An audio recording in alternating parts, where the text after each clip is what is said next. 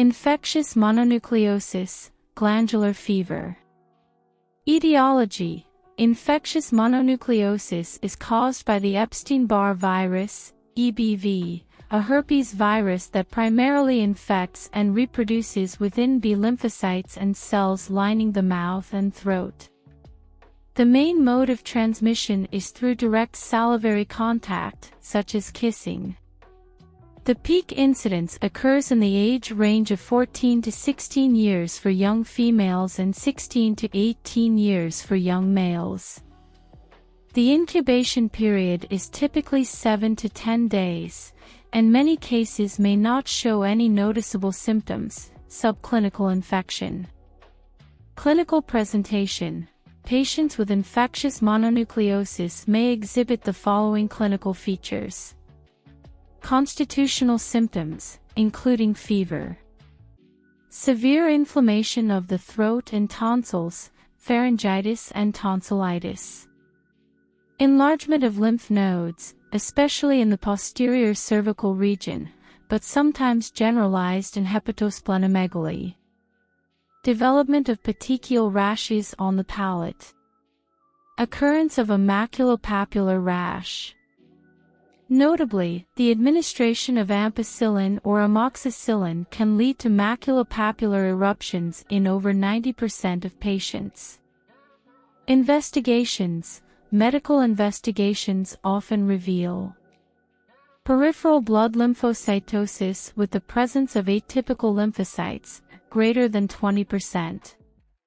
Elevated levels of liver enzymes. Detection of heterophil antibodies in the bloodstream, which react with viral antigens and can cross-react with antigens on sheep and horse red blood cells. However, heterophile antibody tests may be negative in 25% of patients during the first week of infection and in 5 to 10% during or after the second week. These antibodies can be detected through a positive monospot test, a rapid screening test in which horse red blood cells agglutinate in the presence of heterophile antibodies. A positive Paul-Banel test, sheep red blood cells agglutinate in the presence of heterophile antibodies. Specific viral serologic tests can confirm EBV infection, including detection of IgM antiviral capsid antibodies. Presence of antibodies against EBV early antigen. Detection of antibodies against EBV nuclear antigen proteins. Complications: infectious mononucleosis can lead to various complications, including chronic fatigue syndrome, hemolytic anemia and thrombocytopenia. Serious conditions such as aplastic anemia, thrombotic thrombocytopenic purpura, hemolytic uremic syndrome, and disseminated intravascular coagulation, DIC. Kidney-related issues like glomerulonephritis and interstitial nephritis. Liver inflammation, hepatitis. Heart complications, including myocarditis and pericarditis. Rare but severe complications such as splenic rupture, neurologic issues like meningoencephalitis and transverse myelitis, and Guillain-Barré syndrome. Airway obstruction due to severe pharyngeal edema.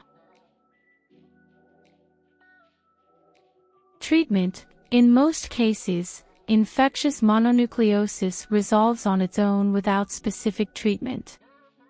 Treatment primarily focuses on managing symptoms and may include rest and the use of medications like acetaminophen.